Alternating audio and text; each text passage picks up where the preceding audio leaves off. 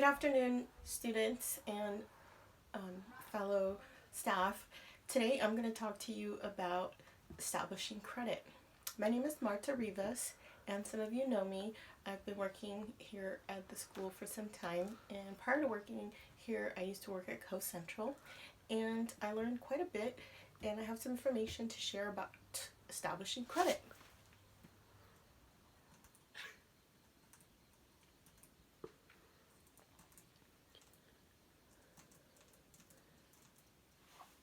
So many of you are graduating this year. Congratulations. You are going to be leaving the nest in your parents' control. And one of the reasons why we thought about talking about credit was because Hannah had asked me if I could provide some information about the best way to establishing credit. And so I put together some points. All of you guys want to have your own apartment, get your first car, clothes, money for bills. Some of you may be going to college, some of you may not. But in any event, some of you have already started the process of establishing credit, which starts with obtaining your first job. At your high school, we have TTP, which is available to special education students with an IEP program for a lifetime, which is a huge benefit. You can start creating some work history so that when you graduate, you have something to add to your resume. But if you don't, you can start by creating your resume, getting letters from your teachers, and keeping those in a portfolio. And I recommend also using LinkedIn to create a career profile. And going back to once you have that job and you start getting maybe any kind of money from parents or grandparents for graduation, you can establish your account at Co Central. It takes $50 to establish your account, and when you're 14, you can get your own debit card and you can start making deposits and withdrawals to your account, which is great. And that also establishes a relationship with the bank so that later on, when you're looking to finance a car, they will be able to see your account history. And I also have available creating your own independent money management. They also have classes that you can take to improve that.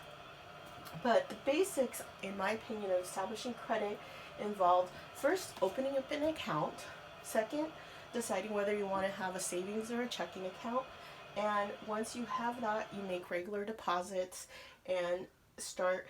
If you want to create credit, you can do, and I recommend a prepaid card where you save up $200 and they can open you a prepaid account, and that starts recording your history with the 3 credit bureaus.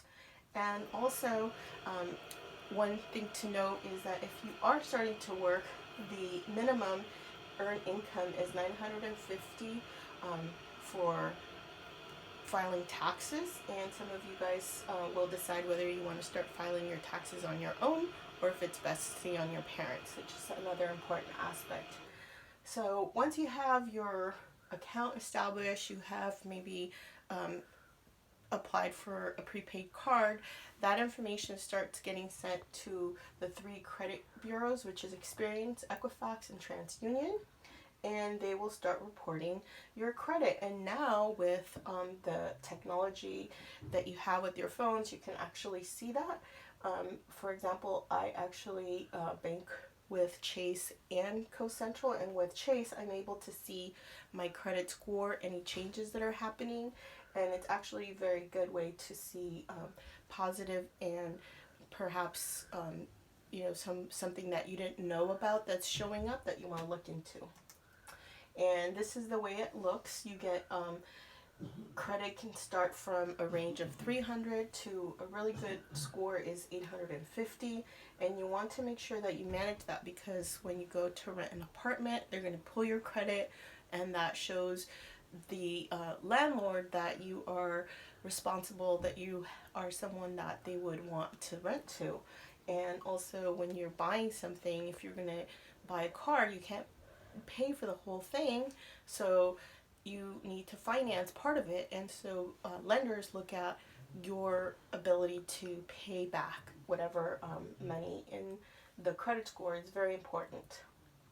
The other is you have to file your taxes, and when you file every year, you will be able to. I file with H&R.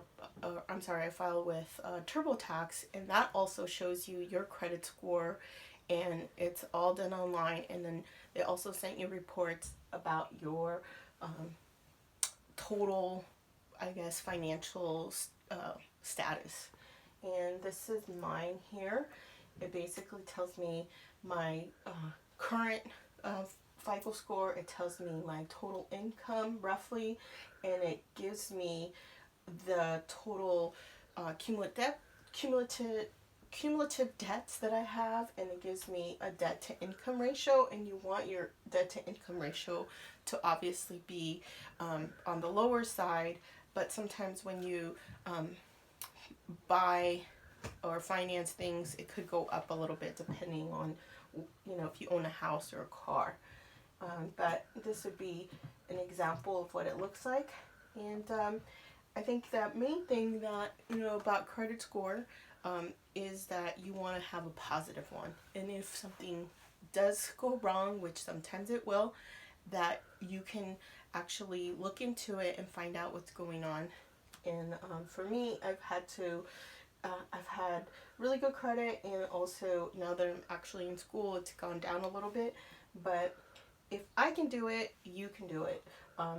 This is the most important thing. I think that students always say, I don't want to go to college. The difference between a job that is going to provide you more income is a career. So all of us need a job, but the difference between a job and a career is education. And so I encourage you to keep building your career, but once you turn 18, you're responsible for your living expenses, which include your car, your apartment, and being responsible, whether you go to college or not, is what is going to allow you to have those things available to you, so that you have a good apartment, a good car, and having good credit allows you to finance maybe a better vehicle or a better home. So from my own experience, I didn't really know too much about credit, but I never had anyone co-sign for me, which I think is why Hannah wanted to find out about this. And it's very doable. I started when I was 18 years old, just like you, and I was able to establish my own credit, and I never had to have my parents co-sign for me. And I must say it has been difficult as I've gotten more responsibilities and I've bought homes, but through the whole process, I have been able to manage my own credit and my own finances, and I encourage you to do the same whether you go to college or you don't, because that's what's going to provide you a good quality of life. Thank you very much, and I wish you the best next year.